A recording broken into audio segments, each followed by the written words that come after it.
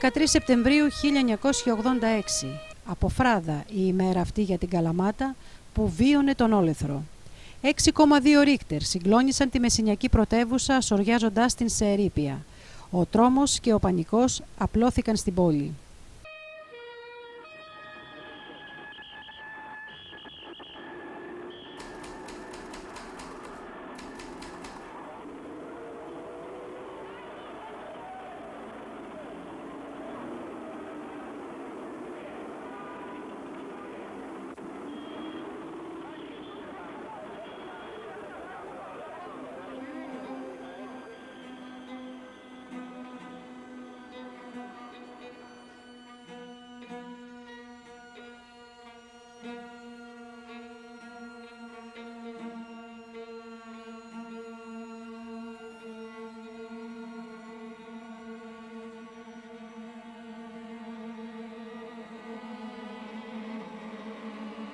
Η άλλη προσπάθεια για την αποκατάσταση του ρυθμού της Καλαμάτας συνεχίστηκε και σήμερα.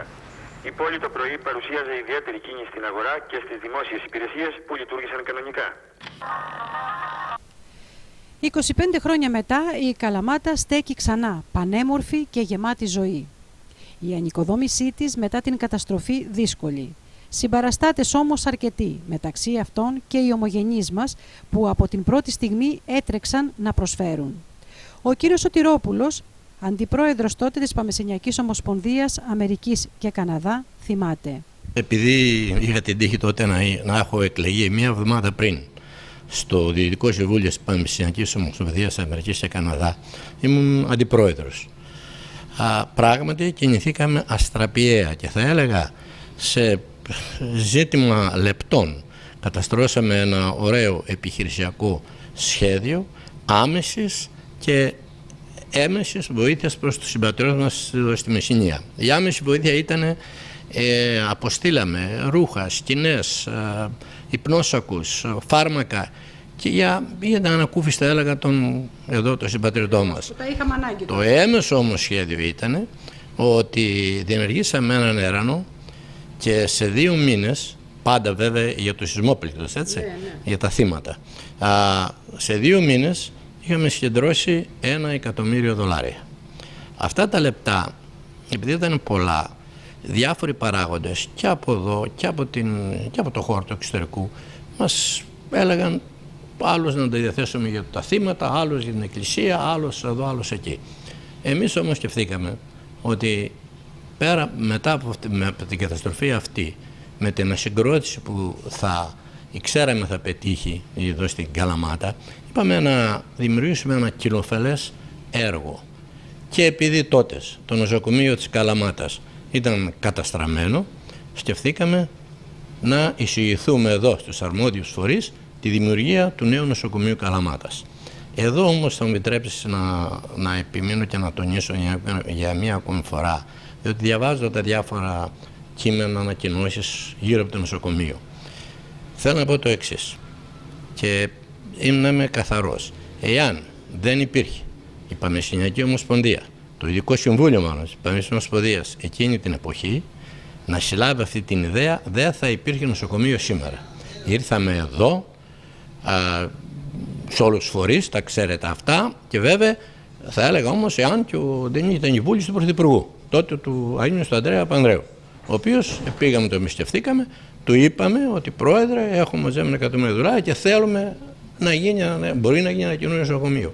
Το σκέφτηκε και αμέσως έκανε διάλειμμα στον Νικολαό, το οποίο υπάρχει, και μας είπε, υποσχέθηκε ναι.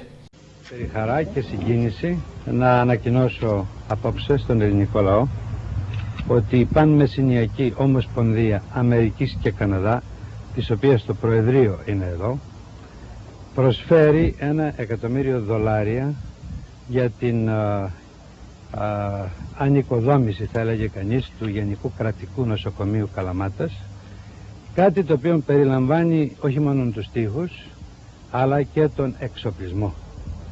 Και επειδή πραγματικά αυτή είναι μια μεγάλη χειρονομία, ξέρουμε ότι ίσως σήμερα, βεβαίως σήμερα, οι απόδημοι Έλληνες σε αυτές τις χώρες έχουν κατορθώσει να προχωρήσουν πολύ ψηλά στην κοινωνική ιεραρχία, Αλλά να μην ξεχνάμε τους αγώνες τους οποίους έχουν δώσει για να φτάσουν εκεί που είναι και να μην ξεχνάμε τον πόνο τους για την πατρίδα και τον νόστο που πάντοτε υπάρχει. Γι' αυτό τα πιο θερμά μου συγχαρητήρια στους φίλους πατριώτες από τη Μεσσηνία.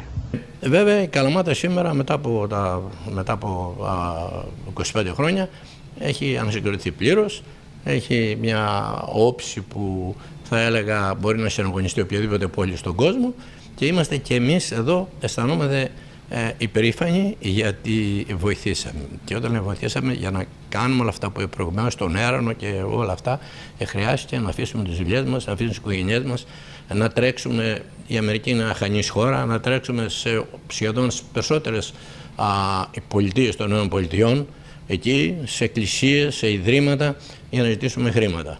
Και η ανταπόκριση ήταν καλή. Και πάλι αισθάνομαι έτσι προσωπικά εγώ και οι συνάδελφοί μου τότε στο Διοικητικό Συμβούλιο, οι οποίοι μου είπαν να έρθω και να κάνω αυτή τη δήλωση, υπερήφανοι γι' αυτό. Και εύχομαι να μην συμβεί ποτέ τέτοια μέρα, διότι αυτή η μέρα ήταν μια αποφράδα μέρα για το λαό της Μεσσηνίας, αλλά και του Ελληνισμού θα λέγει γενικότερα.